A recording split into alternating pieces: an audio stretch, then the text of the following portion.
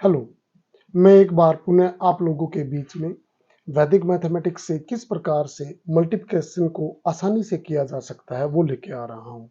सबसे पहले हम सीखेंगे कि एक डिजिट के अंकों को किस प्रकार से आसानी से मल्टीप्लाई किया जा सकता है। सपोज मेरे पास नंबर है 7 और 8, दोनों को मेरे को वैदिक मैथमेटिक्स में मल्टीप्लाई करना है।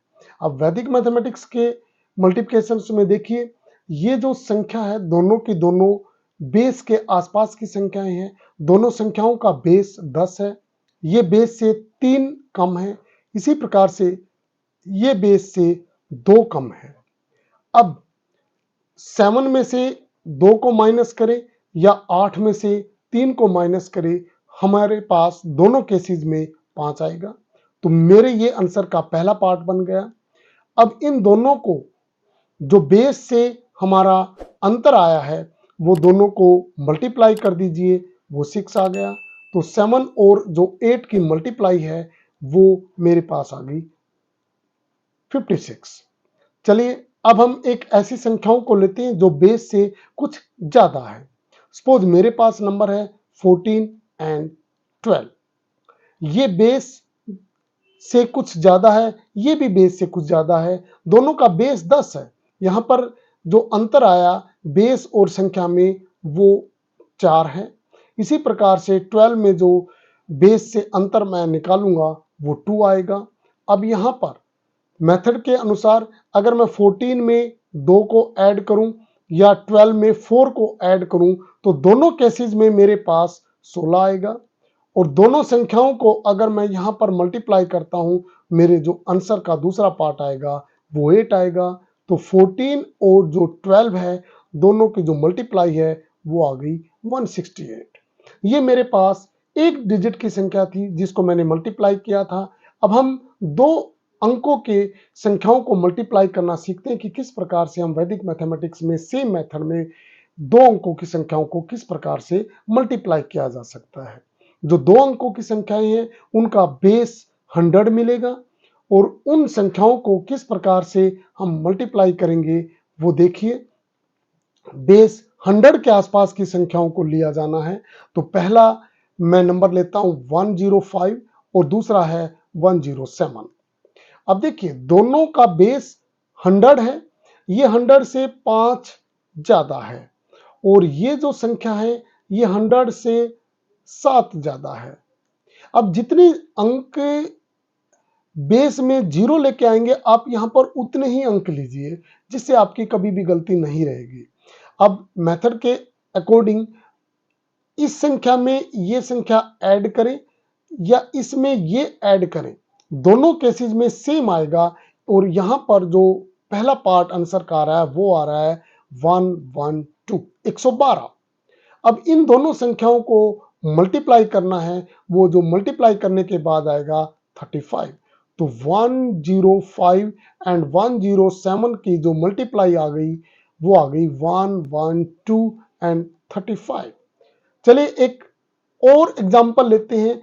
ऐसे दो डिजिट लेते हैं जो 100 से कुछ कम है, जैसे 99 और 98।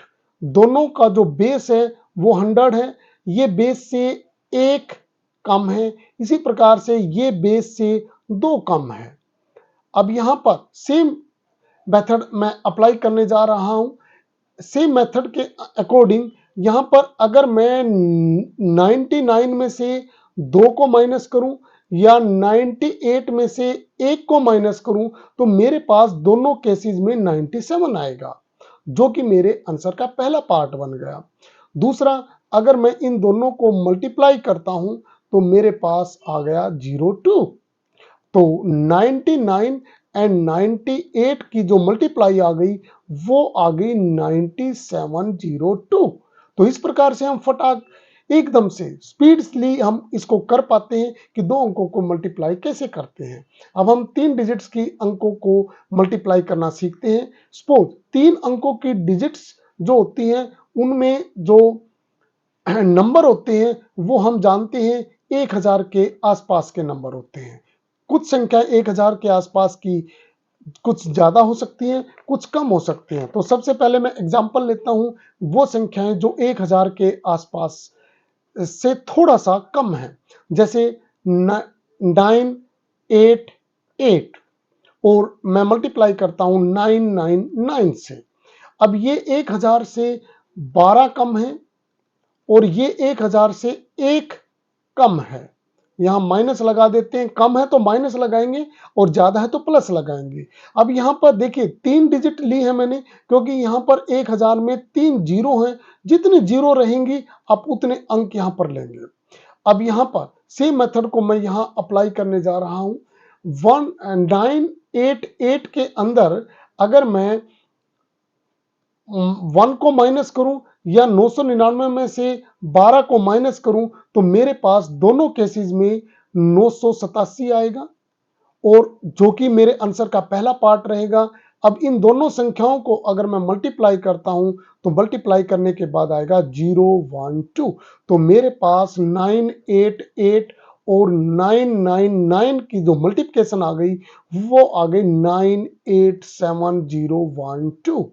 अब हम ऐसी संख्याओं लेते हैं जो कि बेस से कुछ ज्यादा है। यहां पर बेस जैसे कि मैंने बताया 1000 लिया जा रहा है, तो दो संख्याएं, एक उसमें से है 1005 और दूसरी संख्या है 1007।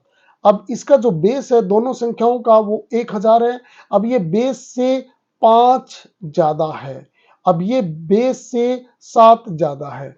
अब हम यहां पर भी सेम मेथड को अप्लाई करने जा रहे हैं। मेथड के अकॉर्डिंग अगर मैं यहां पर 1005 में 7 ऐड करूं या 1007 में 5 को ऐड करूं तो मेरे पास दोनों केसेस में 1012 आएगा, जो कि आंसर का पहला पार्ट रहेगा। और इन दोनों की जो मल्टीप्लाई है वो मेरे पास आएगी 35। और 35 क्योंकि बेस यहां पर 1000 तो मैंने 3 डिजिट ली है, तो यहां पर भी 3 डिजिट ली जाएंगी। तो 3 डिजिट में 35 को मैं लिखूंगा 03035।